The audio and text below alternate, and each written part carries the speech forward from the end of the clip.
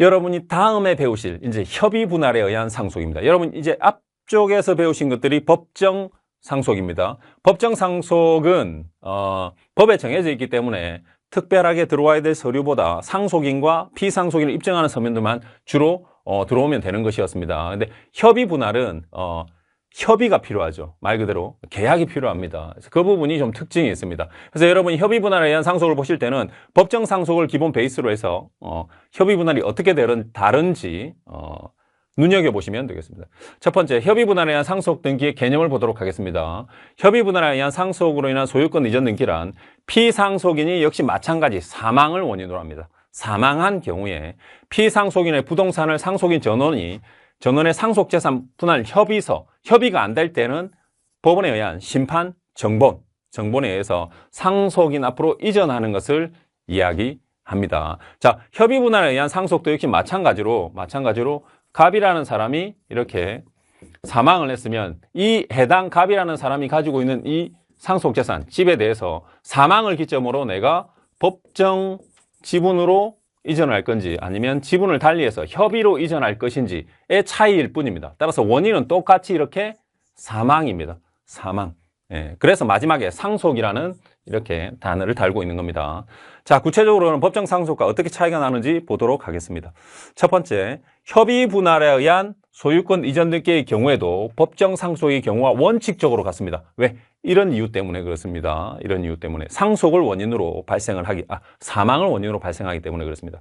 다만 협의 분할로 취득한 상속분에 따라 국민주택 채권 매입 기준이 정하여지므로 국민주택 매입 기준과 매입률이 법정 상속에 의한 등기의 경우와 달라질 수 있습니다.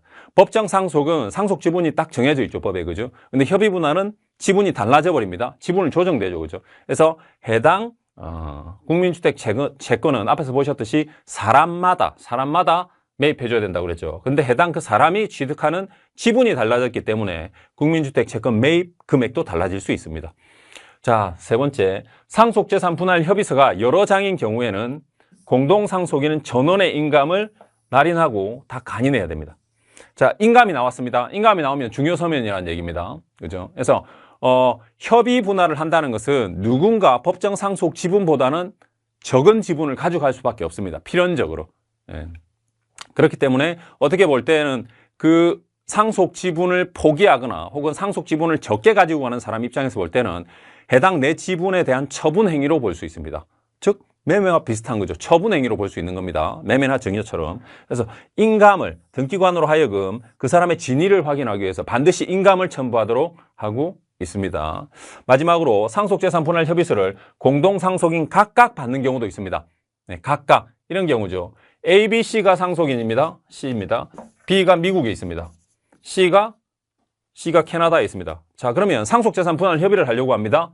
예, 한 장으로 하기보단 똑같은 거 3장을 만들어서 A가 국내에서 찍고 B한테 똑같은 사진 보내고 C한테도 똑같이 보내서 이렇게 찍어서 3장을 다 등기소에 제출할 수도 있다는 겁니다.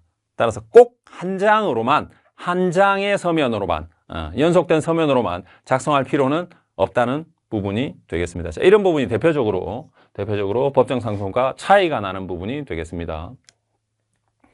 자, 협의 분할에 의한 상속 기본적인 구도는 법정 상속과 동일합니다. 그래서 여기 보시면 재적 등본을 비롯한 상속인 확정 서면, 그 다음에 사망 사실을 입증할 수 있는 서면, 법정 상속과 동일하죠.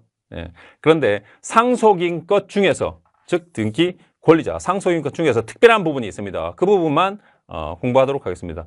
여기 보시면 상속재산 분할 협의서가 있죠. 그죠? 협의서. 법정 상속에는 없었습니다. 지분이 법정에 의한 대로 그대로 가져가기 때문에 별도의 협의가 필요 없었죠. 그런데 여기서는 지분 조정하는 협의가 필요하기 때문에 협의 분할 계약서란 혹은 협의 분할서를 같이 넣습니다. 중요한 것은 이러한 협의는 재산의 처분행위이기 때문에 반드시 상속인 전원이 참가해야 되고 그 전원이 인감을 할인해야 된다는 것입니다. 여러분들이 일을 받으실 때, 수임을 할 때 상속인 일부가 협의 분할에 협력하지 않는다. 그러면 법정 상속으로 가셔야 됩니다. 협의 분할이 불가능합니다. 자, 이렇게 협의 분할 계약서에 인감을 찍었기 때문에 당연히 상속인 전원의 인감 증명서가 당연히 들어와야 됩니다. 그래서 이 두 서류가 법정 상속과 차이가 나는 부분이라고 보시면 되겠습니다. 자, 여러분이 보시는 것이 바로 상속재산 분할 협의서입니다. 자, 몇 년 몇 월 며칠 해당 이 사람이 김대백이 사망으로 인해서 상속이 개시됐습니다.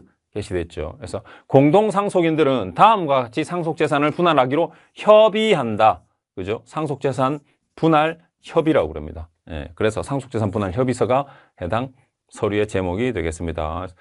자, 상속재산 중 이 부동산 서초구 서초동 100대 300제곱미터라는 토지를 김이남의 소유로 한다라고 누구누구의 소유로 한다 이렇게 해당 법정 상속 지분별로 하면 상속인들이 공동으로 가져가고 배우자는 5할을 가산한 형태로 지분을 가져가지만 지금 이거는 김이남의 단독 소유로 하겠다는 내용의 협의분할 계약서가 되겠습니다.